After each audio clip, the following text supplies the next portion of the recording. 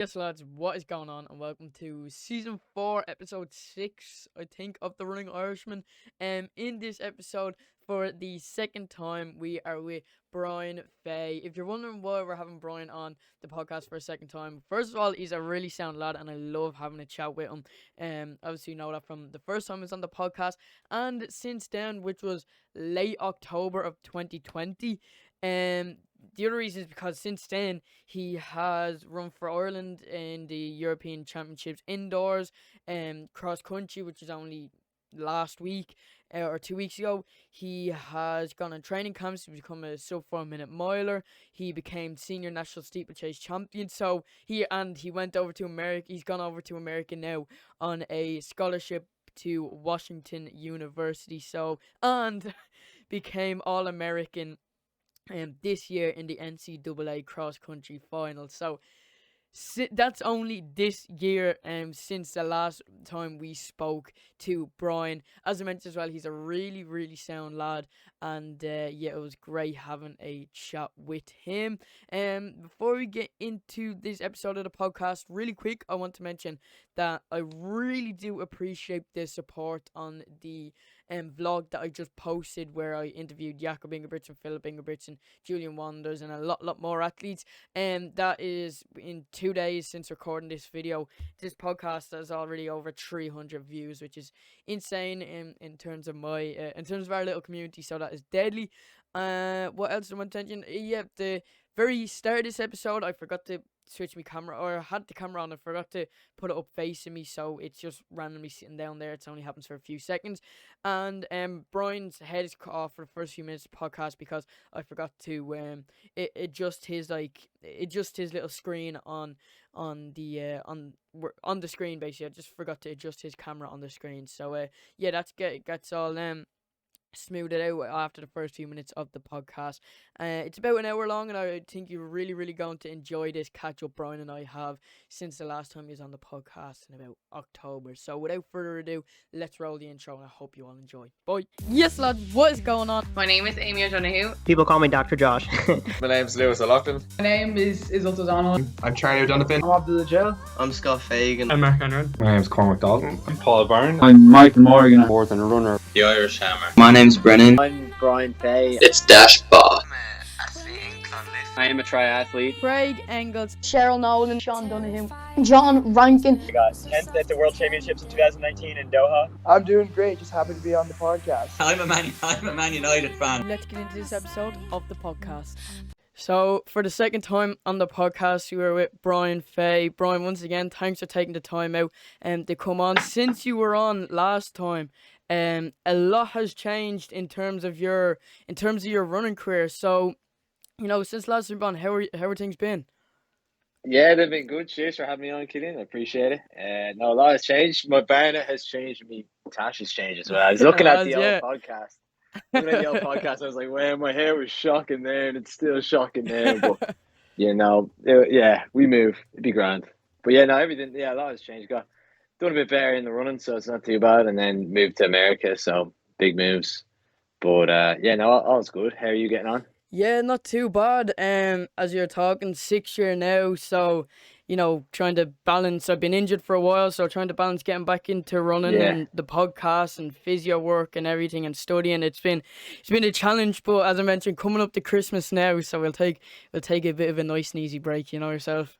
Yeah, exactly. Yeah. Do the job. Yeah, enjoy exactly. Christmas. 100%. So as you mentioned there, it has been It's been over a year now since you're on the podcast, and since the last time we spoke.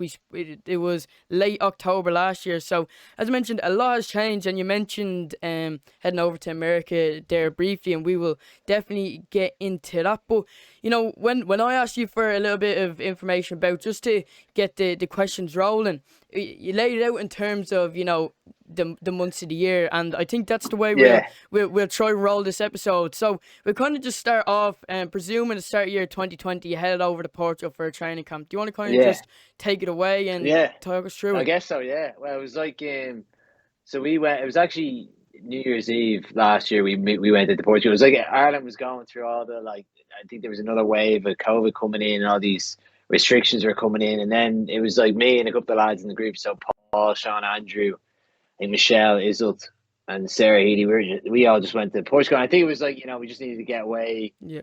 get a good block of training, get away from all the, worrying about training together and all that jazz at home, and just kind of put ourselves in a good environment to train. And yeah, we went over, and honestly, it was like a great 4 weeks. It was still, there were restrictions in Portugal, but you're out there. It's really good weather. You're not worrying about cold. Like, you're kind of in your own little bubble, like, Yeah, 100%. and you're not worrying about like all the numbers and stuff, which was a nice like release, I guess, or relief from what everyone else was going through at home, and which is great. But honestly, like that month, I felt like we lived like absolute kings. Like we lived like kings. We weren't like doing anything spectacular or anything like that, but it was more, we just like, you'd be living like a hermit, but you'd just be training hard, and then you'd be in the good weather, you'd be having a laugh, having a coffee in the afternoon, and then you'd be training again. It was just simple living, and it was nice, like, but it was good. I remember it was like, I think it was coming towards the end. We didn't, so that was when the indoors were coming in. We didn't even know what the,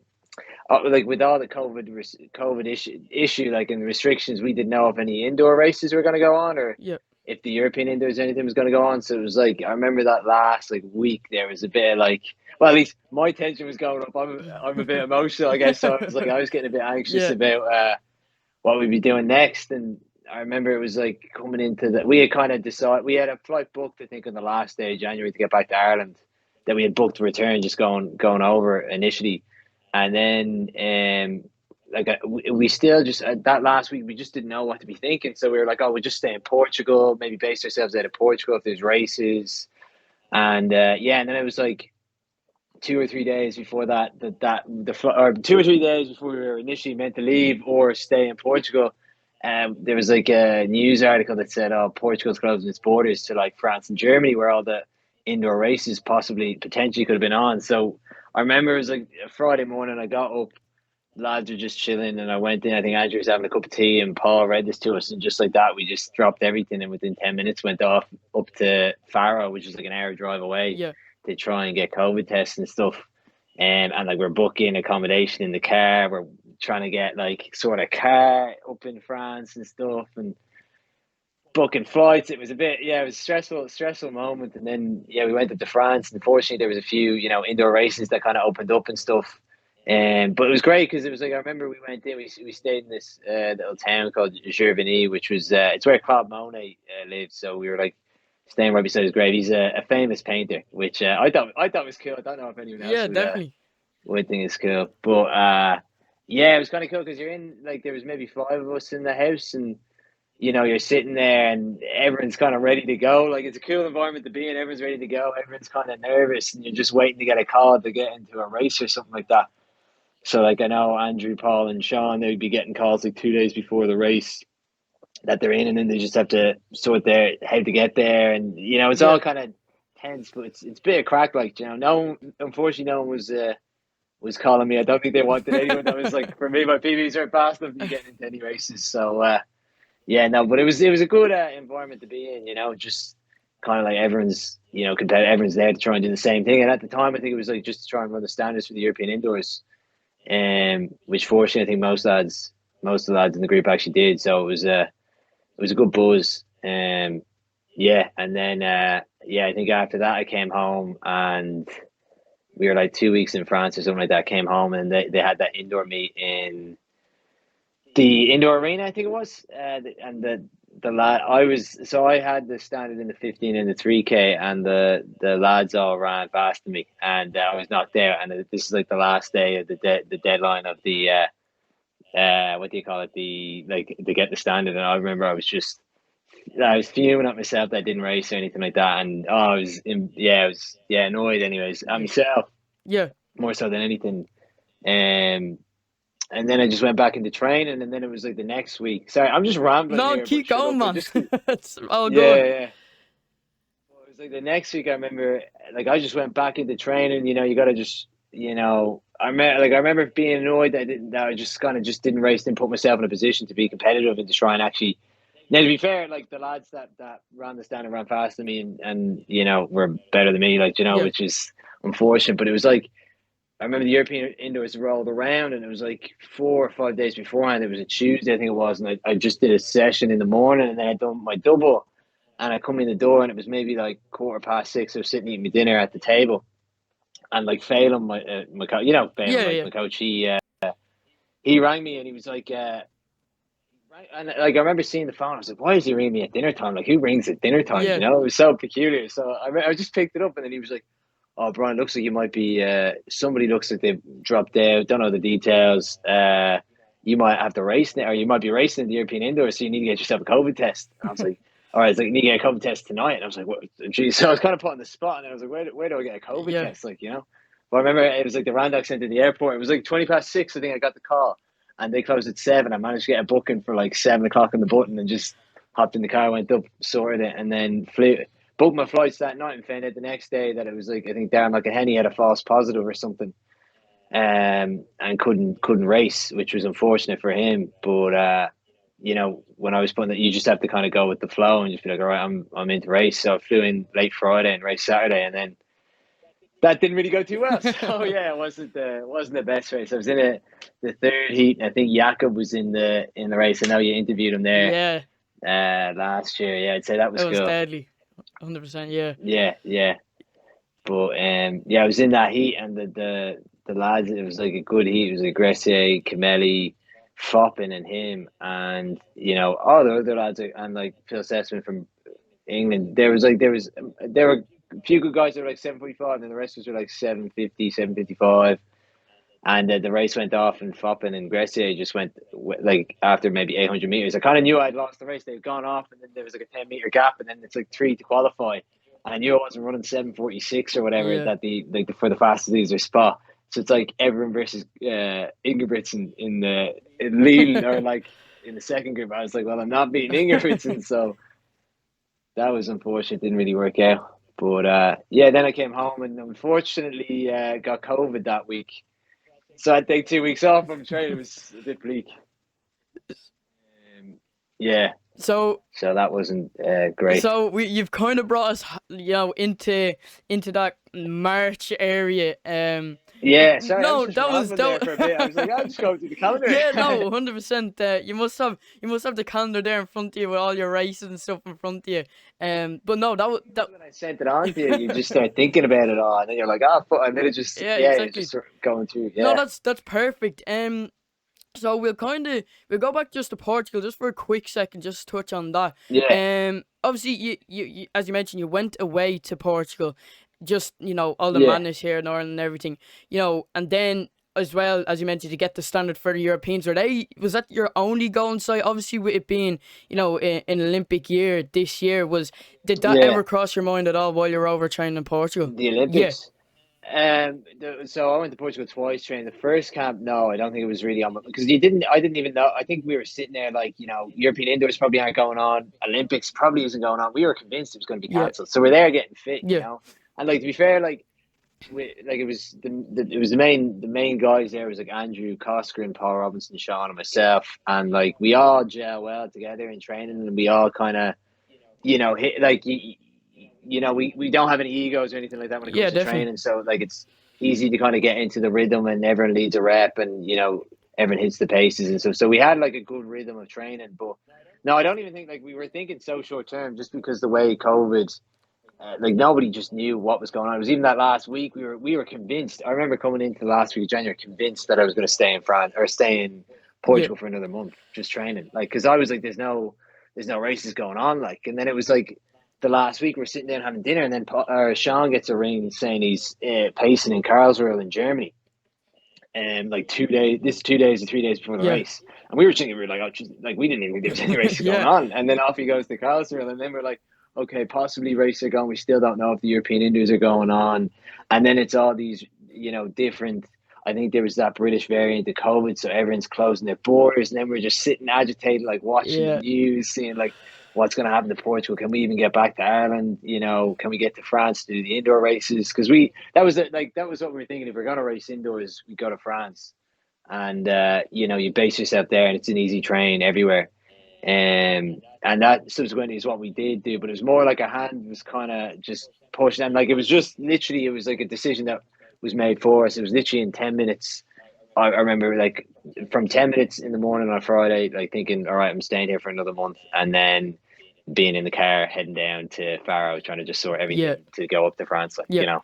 So it was all very kind of last minute, but like just the way the year fell and the way my year kind of went, it was just you kind of had to roll with the punches and just hope for the best. Like, definitely. It's a bit of crack. Like it's stressful, but it's a bit of a laugh. Like, 100%. That's kind of what I was going to touch on now in terms of the European indoor race itself. So, you know, you went to Portugal. In terms of the training you got there, at the end of the day, was still good quality training with people like Andrew Coscoran. Yeah, for sure. Like I think, you know, let's say for all through September through to December, it's all base work, you know, and then it's like when you get into like we kind of knew we were kind of training as if there was going to be an indoor season, not knowing what was going to happen. So like all our sessions kind of were very specific to racing indoors, and to be honest with you, I think everyone came off that, like all the guys that was training there and Michelle and Izzle, they all ran really well. Like they all ran as like, you know, we did everything right. Like we did the good block of training, the hard training in the 4 weeks, and then we came up to race, and everyone had the attitude or the objective, I guess, to qualify for European indoors and run standards, and everyone did. So it was cool. It was kind of like the first time I was ever in that situation where you're moving as like almost like everyone has the same goal in the group. Everyone is, you know, focused, and everyone is kind of like on the same level. If you get me, you know, everyone's kind of ready to go. So like when we went to France, it was cool because like when we were staying in the gaff, it's like almost like a holding pen, you know. You're just everyone is kind of getting worked up, and like you almost have to take yourself away and be like, okay, I need to chill out here, like you know, because you're getting worked up about the races as well. But it's cool. It's like it's where you want to be. Like 100%. You want to be a competitor, and you want to be in these like racing and stuff. So, and like we're in the gaff, and it's like people are getting a different, like there's a different race popping up every day. So and some lads in a different, like Andrew's going to Leuven, and then Paul and Sean are down to Barcelona, and they're bouncing around, and it's stressful, especially in France, because they refuse to speak English. So you're trying to organise like your PCR tests, and like no one wants to speak English. And I remember I have like leaving cert French, and like I did not do well in my leaving cert in French, but I'm there. Yeah, I was in higher level. Yeah. I did fine, like it was grand. But I'm like there, like on the phone trying to organise PCRs, and like I'm my French is not great at all. Like I was even saying, so like the name of the town was Gervigny, but I kept on saying Gervigny, and I'd be on the phone being like Gervigny, and they'd be like, what are you? Like, they don't know what I'm saying. And they'd be like, Gervigny, and you're like, oh yeah, that. But no, it was a cool 2 weeks there, and like I think everyone succeeded in what they wanted to do. Everyone ran, like Paul ran 3:39, Andrew ran 3:37, Sean ran 7:47. And I ran 7:53 and 3:41. So we all hit our standards, you know. And like coming back home, we're all convinced, all right, job done. Let's get ready for the European indoors. Let's start training, like hitting a few more good sessions and stuff. And it was like a week. I remember I came home and like talking to Fay, and we were talking about, should we do this indoor meet? Like, you know, like I think Hiko was doing it.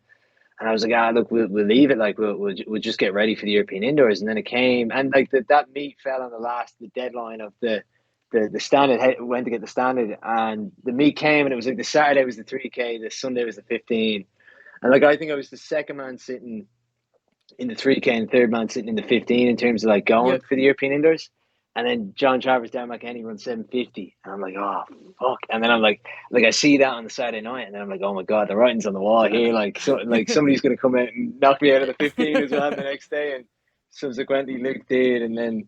I like fair play to the lads, they ran well. Like I was fuming, but it's all like I was fuming just at myself, like, you know, for just being a fool and not racing. And you're just like, and I remember like it stung for a couple of days, and then you just get back training, and I ran like 90 miles or something, and then it's just you get the late call up, and you're like, whatever, just gotta roll with it here, you know, like you can't, and like.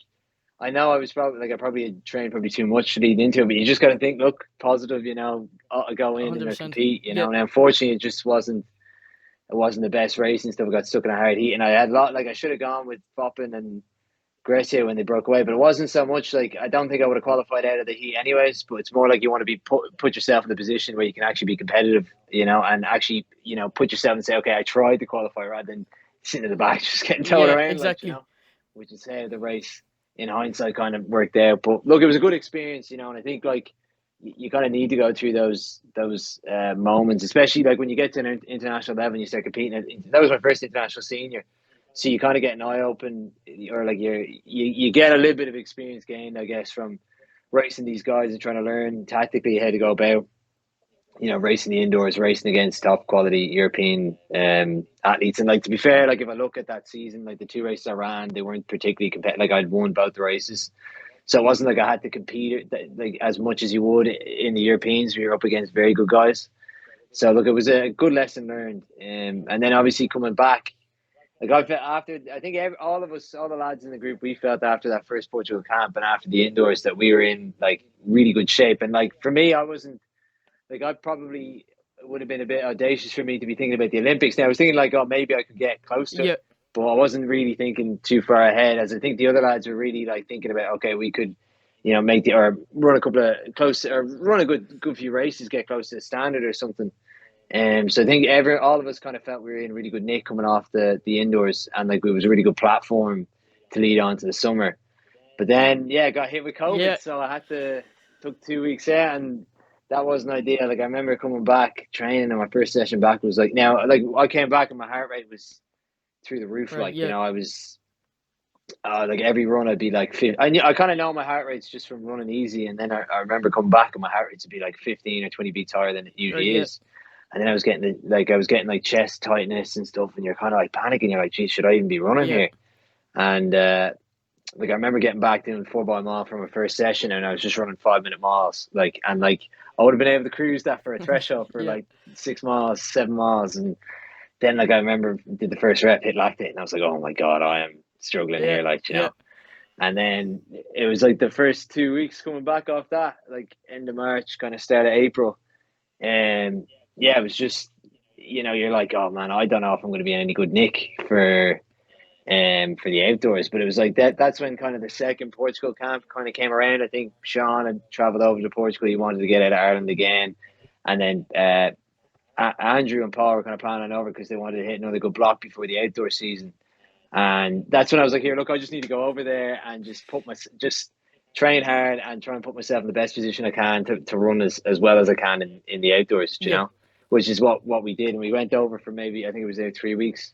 So it was a little bit shorter than the last camp, but absolutely sent myself. Like I was not in good order, and like the lads, like they were getting ready to run fast, like so they're in good nick, doing hard sessions, and I'm there, and I remember like I get through about half the session, and you'd be like when I'm working hard, I'm breathing real heavy, like I sound like a whale, like I sound like if you're looking at me from you'd be laughing. Like, I'd just be working hard, and I remember I'd be getting through the reps, and like you'd be finishing the reps, and I'd be dusted, and then like I'd be refusing to look over at Phelan because I wouldn't want them to pull me out. I'd just be like, no, I'm gonna keep going. It's a battle of will at that stage, just to get through the sessions. But to be fair, coming off that camp, I trained hard in that camp, and it was a kind of a last minute job, just trying to get fit as quick as I could for the outdoors, but it kind of worked. Certainly for my first couple of races. But I think I opened my season in Manchester, in the steeples, but like in the 3K steeple, but like I'd done about 2 weeks of jumping, it was like just trying to get ready, and like I remember flying over and like warming up, and it's just the track is right beside the Etihad Stadium where City play. But I remember thinking, I was like, man, I have no idea what I could do. Like I don't know if I could even break 9 minutes here. It's like. I didn't know how good my jumping was. I'd only jumped over the water jump maybe once or something in training, and you're like, oh, geez, this is going to be touch and go. And then, but like to be fair, I think Phelan had said it to me, and like I'm kind of more geared like this. It's like he was like, here, don't worry about the jump or anything. Just keep up and then try and compete at the end. And I think that's kind of how I'm geared. I don't really worry too much about times when it comes to race. I just try and get in and just be competitive, and just try and run hard. 100%. So like that's kind of what I had to. The race went off and I just stayed up, and then it was like okay to go. I was like, I actually feel really good here, so I'm just going to push it on, and then pushed it on, and then ran 8:33, which was all right. And then I was kind of happy with that. I kind of surprised myself there. And coming over the line, I was like, wow, I have so much left in the tank as well. I was like, I can definitely go under 8:30 and well under it. But the next week I went to Budapest to race, and that's where I ran my PB around 8:29. And then after that, I was like, because this like.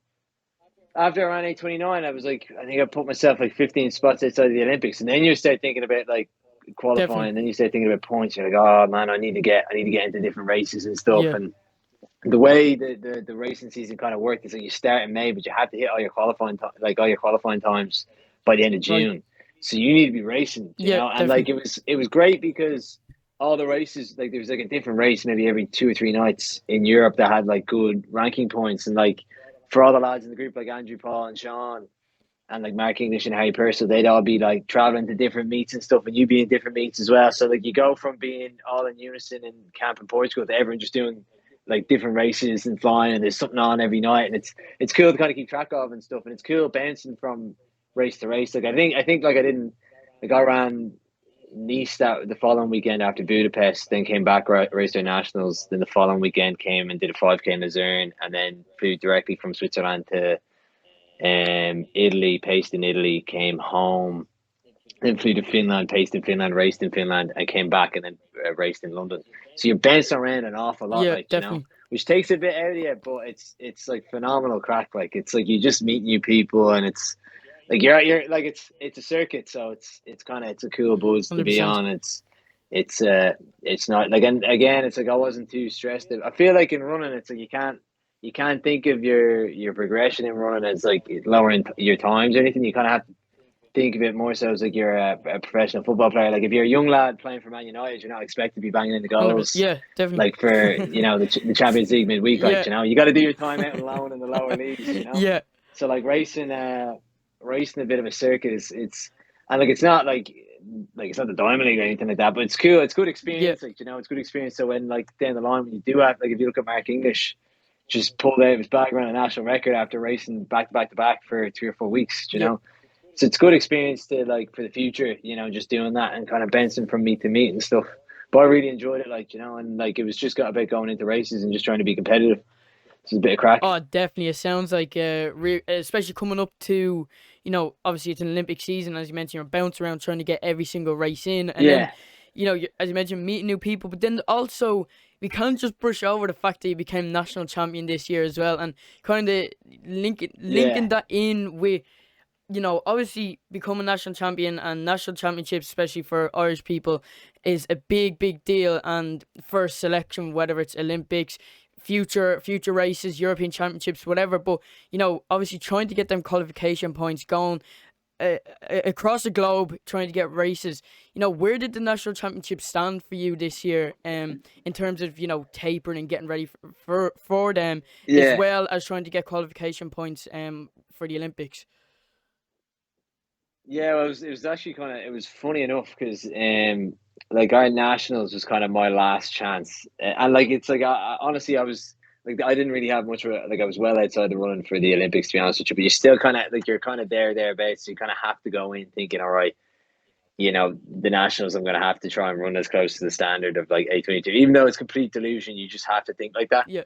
And I went in and like I was proper geared up. I was like, okay, I'm going to take this out hard. I'm going to run it hard. Now I never have won a national championships either. I'd always gotten second or third and stuff. So like in the race, I was kind of leading into the race. I was more thinking about like standard. And like, I remember I went off so hard. I ran like a 61 first off for a 3K steeple. And you're like, I remember Fay, I'm looking at me being like, oh, this donut, what is he doing? You know? And like, I just kind of went for it, and then I kind of blew up, and I fell. I hit a barrier with like 800, 600 to run or something, and then yeah, it was a tough last lap or two to get home, but like I wasn't too disappointed. I knew, like, because I kind of was expecting like I wasn't going to get anywhere. But like again, you just kind of have to think like, all right, I'm putting myself in the best possible position like to qualify. But afterwards, you know, I was delighted to actually win a national title. Like I think, you know, like to be second or third, a lot. Like I think I've gotten 2 seconds and 1/3 maybe, but like yeah, it was nice, like, you know, and like I think it's something that was ticked off the CV to say that you're a national champion is kind of cool. Definitely. So yeah, I was delighted with that. But like again, it was like I raced that on the Saturday, and then I was racing a 5K in Luzerne on the Tuesday night, I think.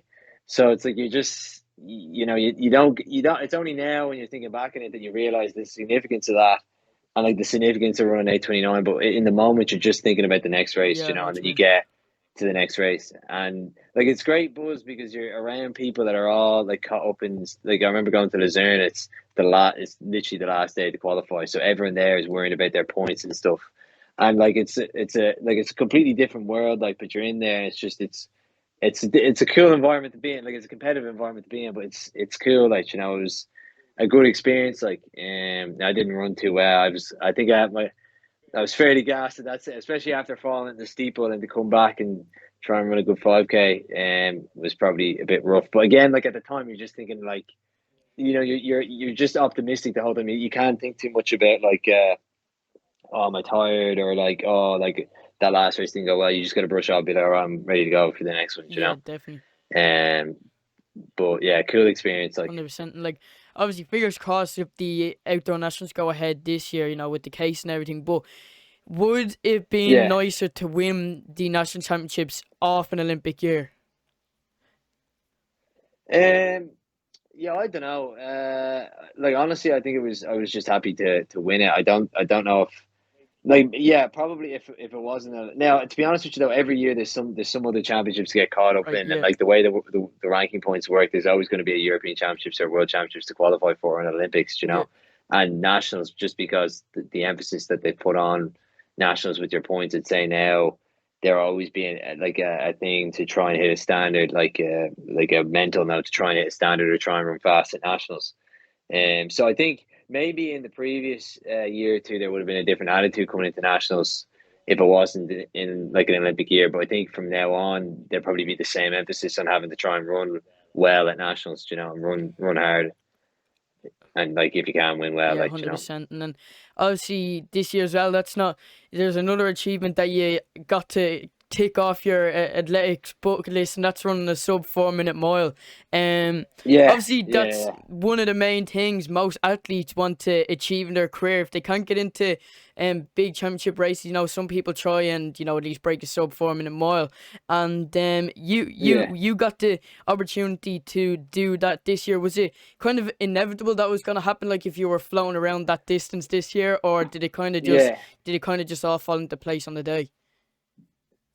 I wouldn't say I fell into place in the day. It was funny. Like I was like, it was a relief to get under, and like I was delighted because it is something like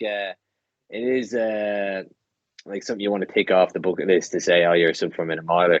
But like I remember it was like I'd raced up in Finland, ran a 15, and it did not go well at all. I was absolutely, like, the time wasn't bad, but I just felt so bad through the whole race, and like was in bits afterwards. And then like I was like coming back, like it was a long journey back because it's 5 hours up the back arse of nowhere in Finland, and then you have to come down to get a flight from, you know, Helsinki to Amsterdam to Dublin. I remember coming down on the bus and I called Fay, and I'm there like feeling sorry for myself, being like, oh, you know, I think I got to can the season, all this jazz. And then he's like, oh man, well, you just go to London and break that and go sub 4, like, you know.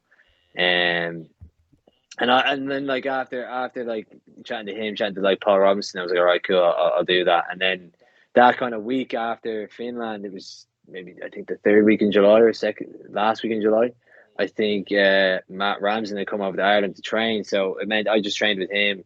You know, got 1 or 2 good sessions in, which kind of brought my body back around, and then flew over to London to race the mile. He was also in the mile, good lad as well.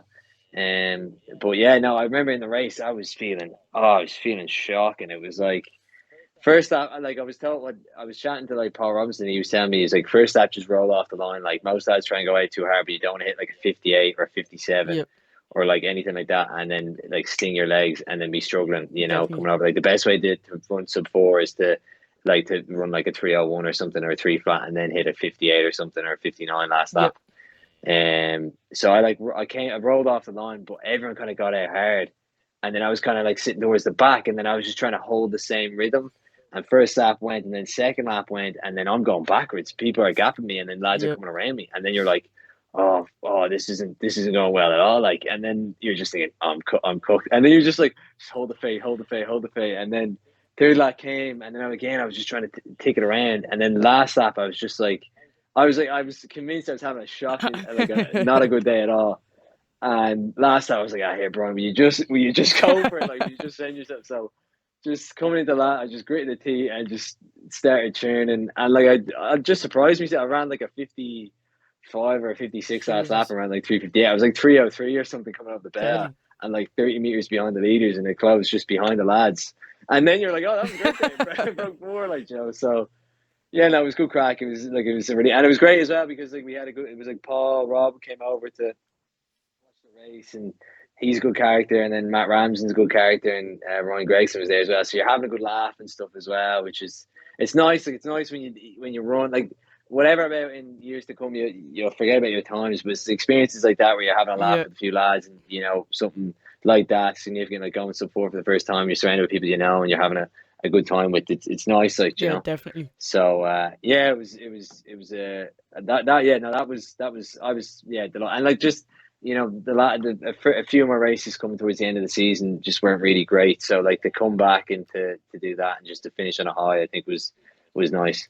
Which I called my season after that, which was grand. Definitely, yeah, no, 100%. It's a huge achievement in terms of running, and as you mentioned, yeah, it's just something you can talk about and have a laugh with. So, but no, definitely congratulations on that. And then Cheers, man. obviously, maybe one of the bigger things in terms of life, and obviously running as well this year, was heading over to Washington, because obviously, you know, heading over, it's for running, but it's a big shift in terms of your life as well. Heading over to the other side of the world, to a brand new country. So, Yeah, for sure. So it's not something, if I can recall correctly, that like we really touched on the last time you were on the podcast. And to be frank with you, obviously the talent, the times, and the you know, the races are there, but it was when it came up like on my Instagram, I shared over to Washington, you know, it wasn't really much that I was hearing about, and I was quite surprised. So do you want to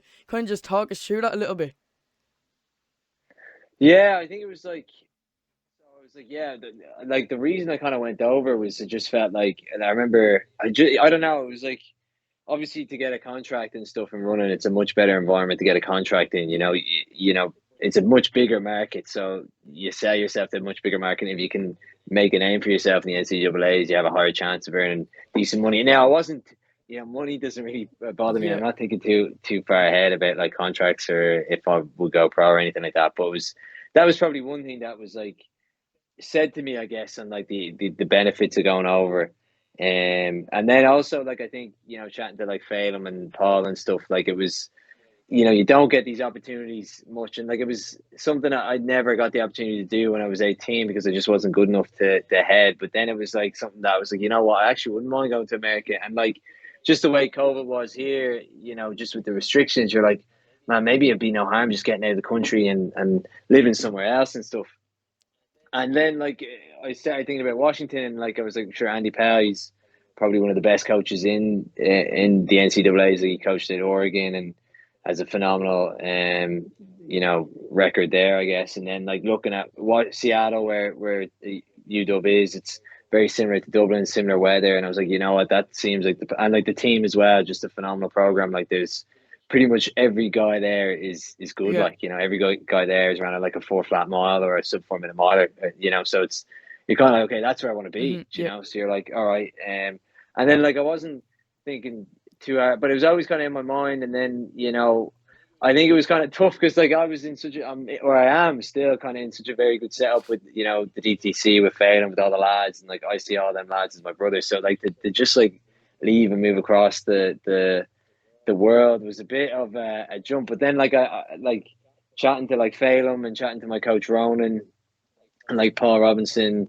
and they all have a big impact on me, and like Sean Tobin and stuff. They all have like a big impact on me, and I take their word, you know, like I trust what they have to say, and you know, they kind of were like, oh, here, look, I think it's the best move for you, and I was like, all right, well then, look, I head over, and so I kind of just headed over. I remember even thinking like a couple of weeks beforehand, like, I'm like, what am I doing? You know, you don't know if it's going to be a good decision or anything like that. And like, I love Dublin, like, and I think I'll always love Dublin, and it's my home. And you know, to leave, I was like, you know, oh, I don't know about that. But no, honestly, like going over, it was like I loved it, you know, or at least I love it. Like, but yeah, even like when I came back on the flight back to home for Eurocross, I was like, man, I'm going to miss this, you know. I didn't think I'd like it as much as I did, or as much as I do, you know. So I was a bit, a bit surprised. Well, no, I wasn't surprised, but no, it was a pleasant surprise, I guess, that I liked it as much as I did. I kind of going over, I knew the training would be all right and stuff,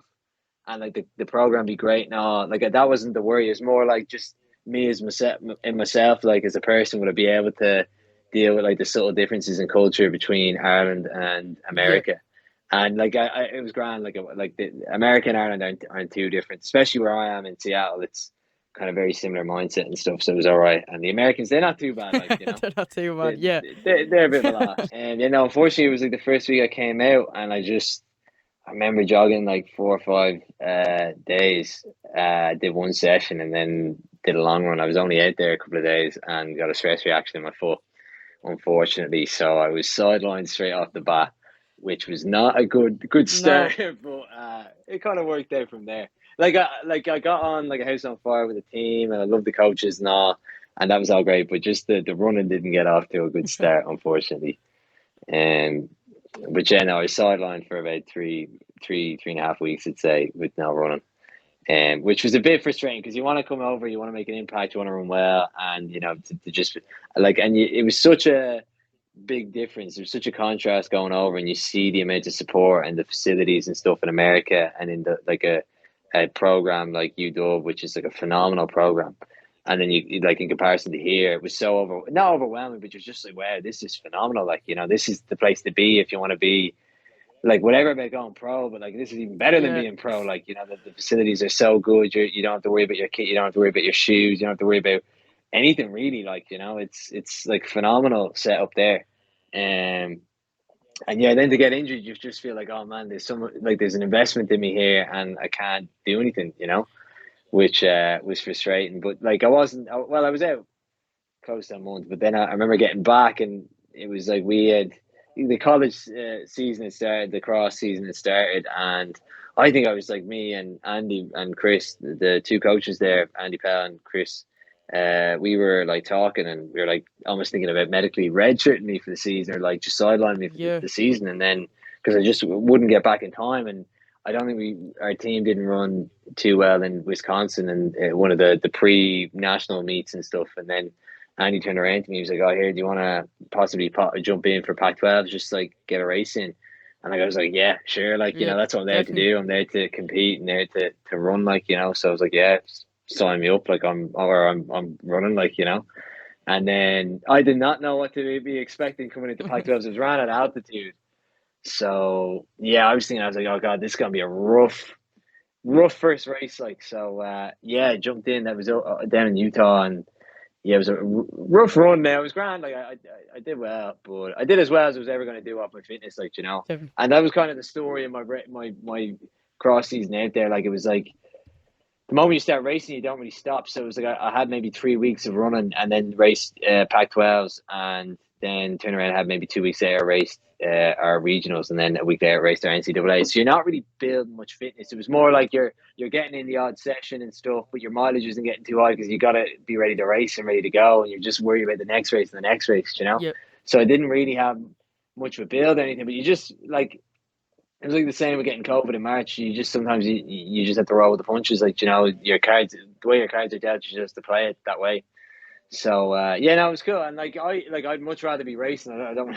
I raced as well as I was off my fitness and stuff. And then like NCAA's was a cool experience. Like, it's such a the depth of the field is so good. So like going in there, it was an experience. Like, you for every 6 guys you take in a race, 6 lads pass you, and you just feel like you're getting dusted the whole way around, and you're just trying to run as hard as you can for 10K, and like it goes off like absolutely, people go off. Like, I think the first 400 was like 57 or something. Like, it was Jesus, outrageous. Yeah, it was outrageous. Yeah, but it was a cool experience.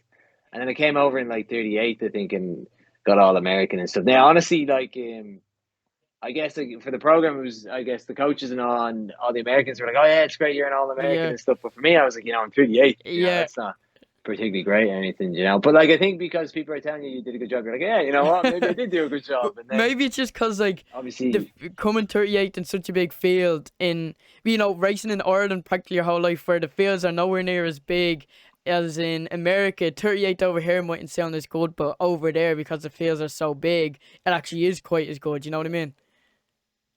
Yeah, for sure. And I think like at the minute, the way the NCAA's is, it's just very competitive. Yeah. There's an awful lot of good guys there, and so like the standard is very high. And to be fair, I think with just the experience I've had racing Eurocross in the past, you kind of get used to.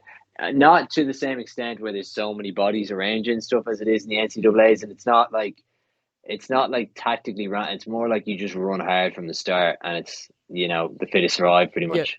And you can try and go about, like I remember we were trying to go about it where we'd go off a little bit more conservative and then try and come through the field. But again, like it's so many bodies and just everyone moving and stuff that it's hard to kind of get right. But I had a bit of experience from Eurocross, so I meant that, when you're in that situation and you have an awful lot of guys around you, you kind of hold your head.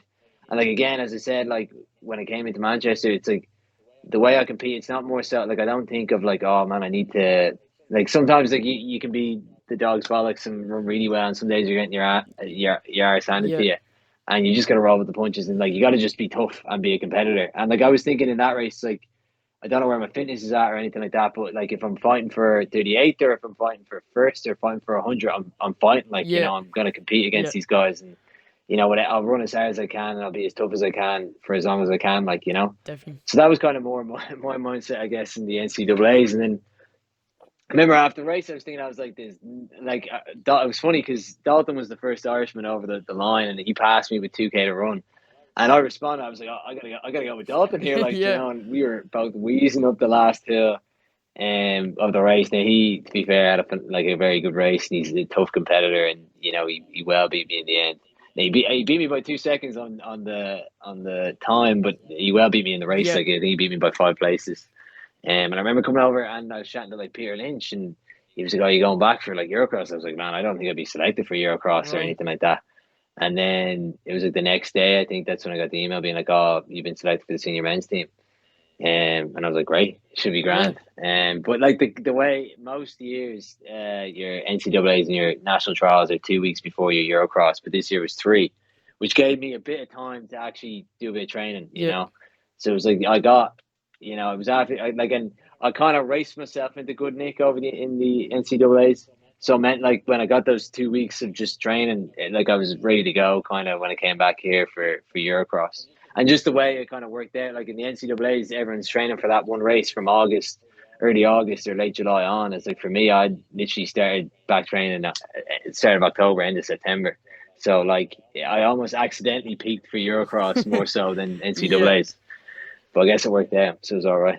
Deadly. So, the NCAA's, as you mentioned there, like 38, All-American, and obviously a lot of the Americans think that's great, but, do you feel maybe a little bit harsh on yourself? Because, there's some people in that race, there was many athletes in that race that would have died for your position, and also on, I don't know if you saw on tracks that they predicted you to come top 40, so you lived up to many people's, like, oh, nice. I saw on their post for the day before, you're actually predicted to get All-American. So, like, what was it, like, really for you that you weren't too happy with? Was it that you didn't feel great on the day, or just your overall position? No.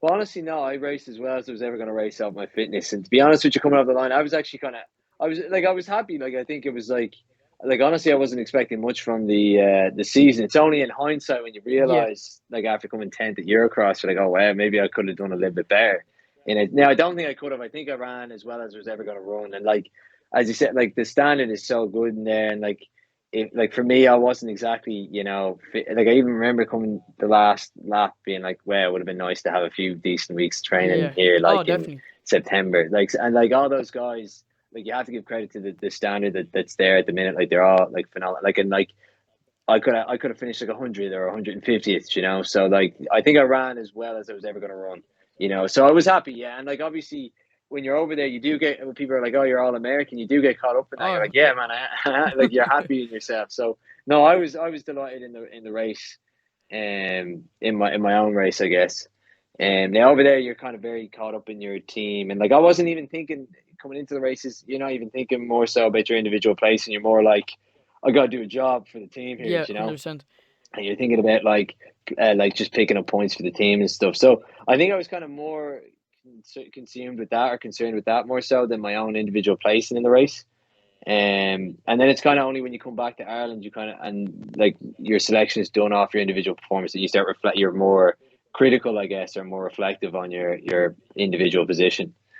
But no, like actually, when I came over the line, I was happy. I think I raced as well as I was going to go, and I couldn't ask for much more than what I did. Like, so it was okay. 100%. I think as well, that's probably why I raced in Eurocross, because I was happy with my Pac-12s, I was happy with my regionals, I was happy with my NCAAs, and I had confidence like building the whole time. And like I just so it meant like coming to Eurocross, I actually thought like, yeah, I'm in good nick here, you know. I wasn't thinking like, oh, I just got smashed in NCAAs or anything like that. Yeah. No, but then obviously heading over to America itself is a scary enough experience. And then, you know, you're over there.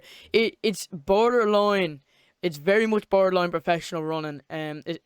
Obviously in terms of the running sense, obviously there's the educational side, but it is very, from what I've heard anyway, very borderline professional running. And then picking up that injury so early on, was there ever kind of a doubt in your mind if you made the right choice, or were you just still happy to be over there and getting the injury sorted? No, like Fay said it to me before I was going over about, like, you know, you made the decision to go, and once you're there, like, even if it doesn't go well, you make it work, like, you know. And I was like, yeah, you know, you do. And like when you're in the situation, you get injured, you can't be thinking like, oh, did I make the right decision or anything like that. You're like, no, I did make the right decision.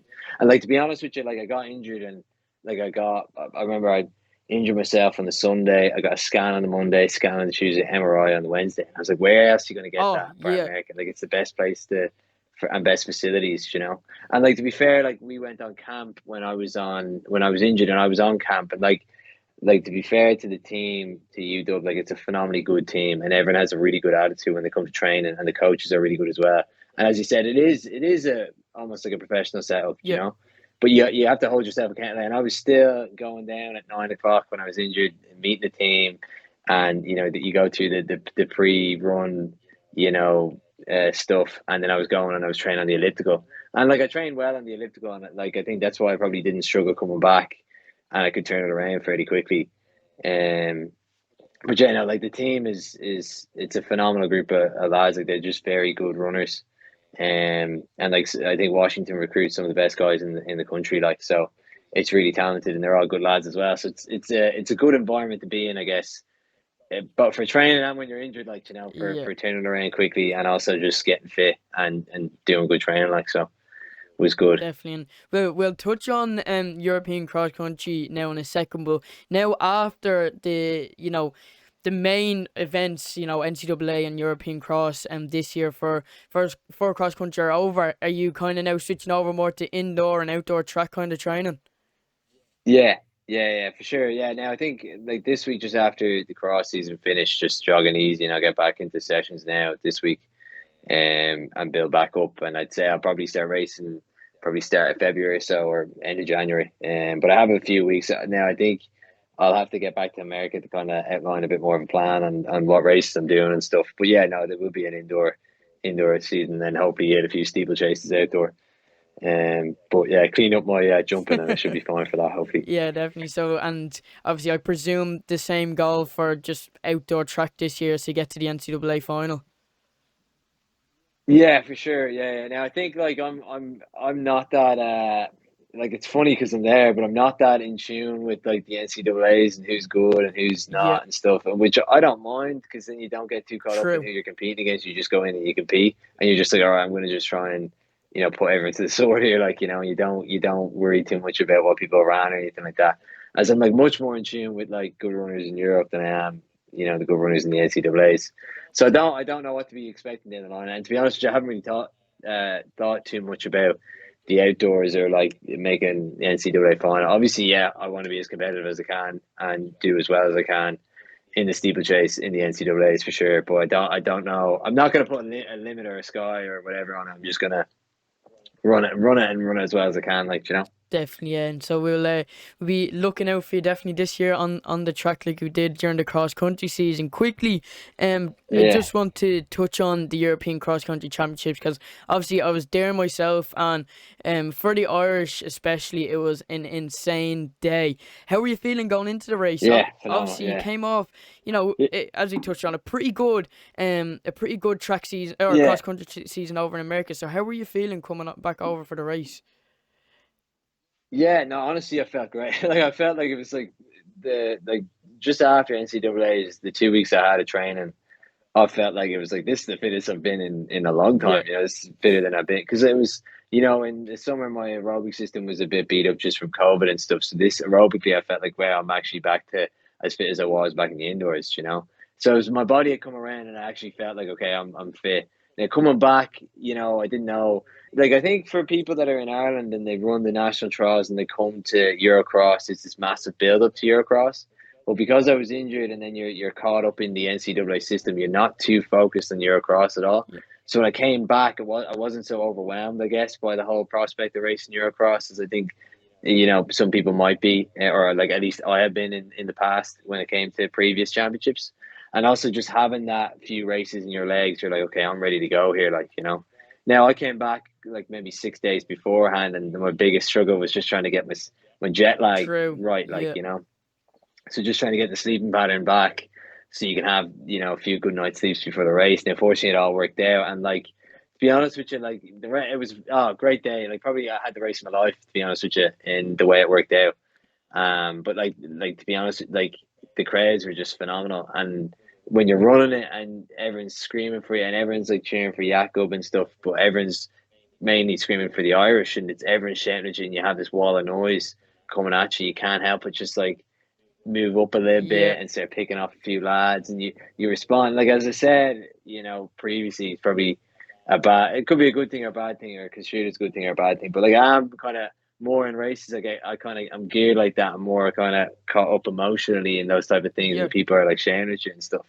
So I remember in the race, I think I said it was after the race, but I kind of was expecting the first K to go off really hard, and it didn't, because yeah. that's what you're used to in the NCAAs. It kind of chilled out, and it was going off at 10K pace. People were sensible, and I thought that first 1K loop, everyone would just run really hard for the first 200, and that first corner was going to be rough. But it actually was grand, but it meant I could kind of establish myself just in a good position. And I'd been chatting to Sean Tobin the day before, and he's been 10th, 14th, 18th all at Eurocross the previous 3 editions. So he knew how to race the race. He was like, man, just sit in the second group, but just run at your own pace. Don't try and run at other people's paces, because you'll come through the field. And that's kind of what I did. I was kind of always getting dropped the whole time by the second group. And I kind of knew that, you look at the previous editions of in Lisbon and in Tilbury, there's always the top 5 or 6 go off, and then there's that second group where people are fighting for 15th to 5th. And for me, I came through the field not well, and I remember you hit the hill and you'd almost just try and conserve energy up the hill, and then you hit the wall of noise of people coming out after the hill, and you just can't help but pick a few 100%. lads up or off. But I think those lads were kind of more dropping, and I kind of just judged my energy levels very well and stuff through the race, which was good. And then it was the last lap, kind of the race strung out. It was Maya and myself from Spain. They were kind of working through the thing, but you again, as I said, the whole crowd is cheering you on, and you're oh, I'm going, I'm going, and it's great. It's a phenomenal experience, because it's a wall of people 100%, yeah, screaming for you, yeah. and then so that's 400 meters, and I know your man. Well, I don't know him, but your man, he's a tough competitor. Yeah. I've watched him in races, and he just grinds out everything. And then he was just there hanging. I thought I dropped him and coming around the last corner. I'm I'm going, and then he's just on my shoulder. And I remember everyone screaming at you. And you're I need to get going here. So I just started screaming. I literally just started screaming. Remember, and just started running, and then I'd say it was hilarious to watch. But then Cameli came towards me, and then I was like, get him again, and then I couldn't. But it was to race and to come so high up and to be around so many good guys, you're wow, okay, that was phenomenal. And I think Duggan Ronan Duggan said on the podcast there, like, you know, it was great that, like, it was my first time, like, all my extended family were there, and, you know, to have everyone that's ever been involved with you in your athletics career, like Ronan Duggan and Phenom Kelly and like all the lads all there to watch you race well and race the European Championships. It's a phenomenal experience. Like, you know, to race well, I think I was delighted. And it's only like I'm still caught up in it. Like, you know, I can't help myself. I'm still like, well, that was great, you know. And I think, you know, for years to come, hopefully I get a little bit better. If I don't, I guess it's not the worst thing in the world. But, you know, it's something I think I will hold for the rest of my life, being able to say, look, I raced in front of, you know, a home championships with a great crowd, and like everyone that has ever, you know, helped me or contributed to me running well was there to watch it, you know, which was phenomenal. Like, you know, and I think, yeah, on that note, like, again, you know, it's in moments like that of racing well, like just and beating good guys, you're like, you know, it's a credit to the people that have all been about, like Ronan Duggan and Phenom Kelly and Andy Powell, all the coaches I've ever had and all the guys I've ever had, for all the work they've done with me and stuff to bring me through. And I think, like, that performance, yeah, it was great for me, but like I think it's something that is reflective of so many people and like the things they're doing in Irish athletics and stuff. So shout out to them anyways. 100%. Yeah, no, it was a great day. Unfortunately, like, the senior field was absolutely stacked with like people like Jimmy Gressier and Jakob Ingebrigtsen, and I would say Philip Ingebrigtsen, but I'm pretty sure he ended up dropping out. But Yeah, look, he was there. He was on the start list. So, you know, unfortunate that you couldn't pick up a team medal, but everyone really did ran out of their skin. And even yourself, I was standing just as you came to the top of the really long hill, just into the final straight, and that's exactly where you start, just opening up the stride, start shouting, and got the arms going. But no, I'd say it was funny. I'd say you're laughing looking at me doing it, but because I'm not, like, when I'm racing, I don't look good at all. Like, the jaw's swinging, the eyes are rolling, and I'm just like, oh, I get through. But I don't really care. It's more about getting the job 100%. Done. But so, it looked like a phenomenal day. For all the athletes, it really looked like the crowd was lifting them, and it was obviously no different for you. But definitely a historic day, and you had a great race yourself. But Brian, I think that's gonna do it for this episode of the podcast. Obviously, this is the second episode. We had a lot to catch up on since you were on the last time, and, you know, breaking 4 minutes. We did, breaking 4 minutes in the mile, heading over to Washington, you know, running for Ireland in European cross, European indoors, you know, and you're still only a young athlete, so we'll definitely be following you and supporting you for the hopefully long career that you're bound to have. Cheers, man. I appreciate it. Yeah, good chat. Sorry, I was probably rambling a little bit here and there, but sure. No, don't worry. The people come on the podcast to listen to you and not to me, so it was all good. You're to be fair, you're a good host. You're good on the spot asking the questions. So fair play to you. I appreciate that, and obviously, thanks for taking the time coming on the podcast, and for everyone watching. Yeah, thanks for having me. No problem at all. And for everyone watching, listening at home, I really appreciate it. I'll see you all next time. Bye.